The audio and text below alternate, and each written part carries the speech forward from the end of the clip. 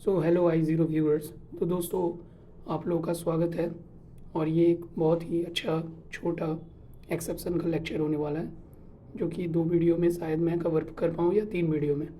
तो आइए मैं स्टार्ट करता हूँ एक्सेप्शन। अगर अच्छा लगे तो सब्सक्राइब करें। So first we will understand what is exception. So it's an event that occur during the execution of the program. So actually exception होता क्या है? It's an event that occurs during the execution of the program.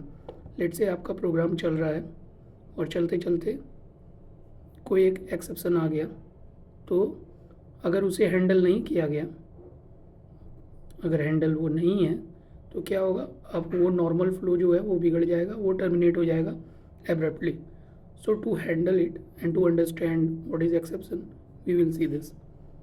So क्या क्या points है पहले वो देखते हैं. It will disrupt your program normal flow. As I said, like अगर आपका जो एग्जीक्यूशन हो रहा है बीच में एक्सेप्शन आ जाता है, तो क्या होगा कि आपका जो नॉर्मल फ्लो से जो चल रहा था वो आपका डिसरप्ट होगा और वो कंटिन्यू नहीं कर पाएगा प्रोग्राम. लेट्स से ये आपका कुछ कोड लिखा हुआ है,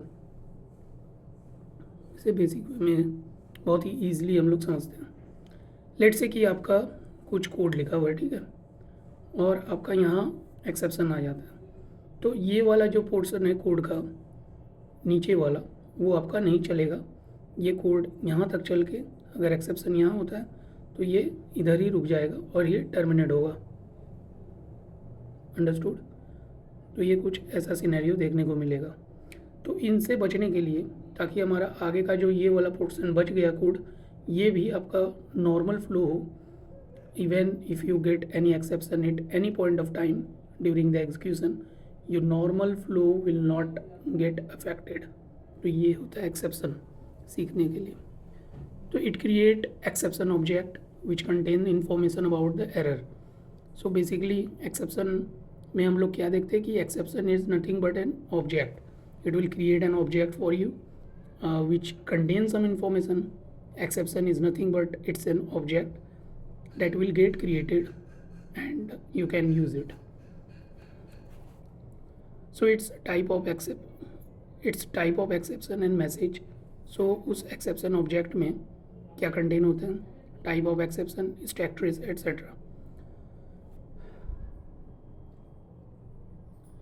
Runtime system use this exception object and find the class which can handle it. So let's say when the exception happened till starting point, that is what stack trace is. So stack trace किसको बोलते हैं कि let's say आपका कुछ यहाँ समझते हैं. let's say आपके पास कुछ मेथड्स है, मेन मेथड है, ठीक है, M1 मेथड है, M2 मेथड है, M3 मेथड है. ये M मेन इसको कॉल किया, ये इसको कॉल किया, ये इसको कॉल किया, ठीक है.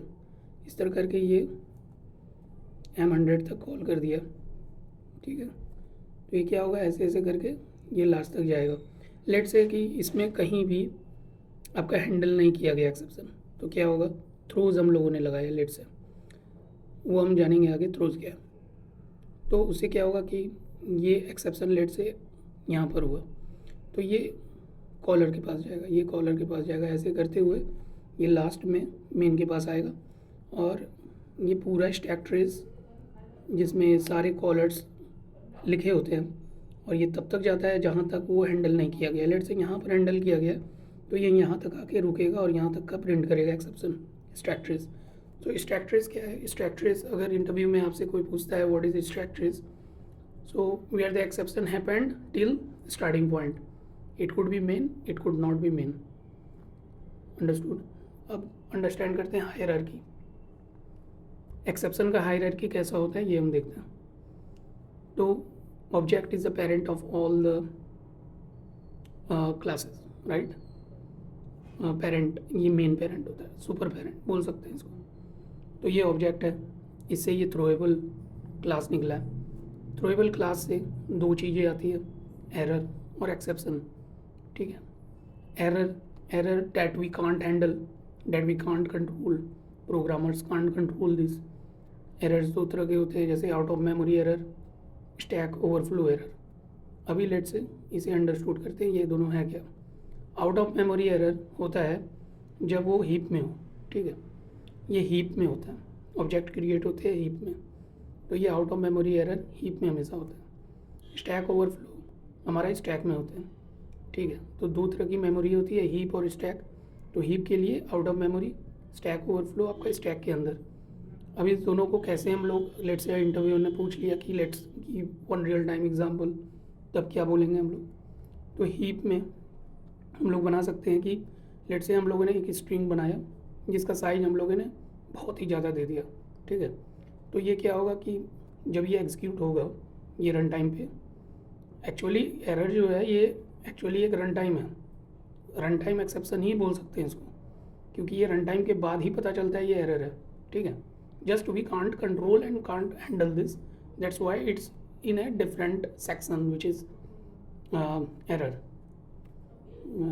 अन्यथा ये आपका एक्सेप्शन में ही आता. और स्टैक कैसे हम लोग रियल टाइम में कर सकते हैं, रियल टाइम सिनेरियो कि हम लोग एक रिकर्सन बनाते हैं. रिकर्सन अगर आप जानते होंगे तो बढ़िया है, क्योंकि रिकर्सन सेम मेथड अगर अपने आप को कॉल करे उसे रिकर्सन बोलते हैं. तो रिकर्सन अगर वो इन्फिनाइट हो जाए तो वो क्या होगा कि लेट से आपका ये स्टैक बन रहा है, तो ये आपका स्टैक इन्फिनाइट बन जाएगा. तो इस केस में ये स्टैक ओवरफ्लो हो जाएगा. तो ये कुछ ऐसा है. ठीक है, अभी एक्सेप्शन में अगर मैं आऊँ तो एक्सेप्शन में आपका चेक्ड अनचेक्ड, ये चेक्ड है ये अनचेक्ड है, ये दो तरह के एक्सेप्शंस होते हैं. ठीक है, सो अनचेक्ड क्या है, तो ये अनचेक्ड इसको रन टाइम एक्सेप्शन भी बोलते हैं, जिसे compiler can not identify during the compilation time, like compiler not forcing you to check this. ठीक है, तो कंपाइल हो जाएगा, कोड आपका कंपाइल हो जाएगा. जब आप रन करने जाएंगे उस समय आपको ये सारी एक्सेप्शन आ सकती हैं, जैसे class cast, arithmetic, index out of bound, pointer, null pointer. Okay, ये नल पॉइंटर है. तो ये सारी एक्सेप्शन आपको रन करने के टाइम आएंगे. ठीक है, checked exception, code not compile. इसमें का मतलब ये है कि आप जैसे कोड लिख लिए तो आपको कंपाइलर ही बता देगा कि नहीं, आपको पहले हैंडल करना होगा या फिर थ्रो करना होगा, तभी ये फिर आपका कोड रन होगा, नहीं तो कोड रन ही करने नहीं देगा. जैसे कि आईओ एक्सेप्शन हो सकता है, क्लास कास्ट हो सकता है, इंटरप्ट हो सकता है, एसक्यूएल एक्सेप्शन, ये सब एक्सेप्शन आपकी आ सकते हैं. आगे की वीडियो में हम लोग और जानेंगे. ये कुछ हाई लेवल ओवरव्यू मैंने दिया आपको एक्सेप्शन का. So you can use this video for revision, for interview, so you can crack anything for exception. Thank you.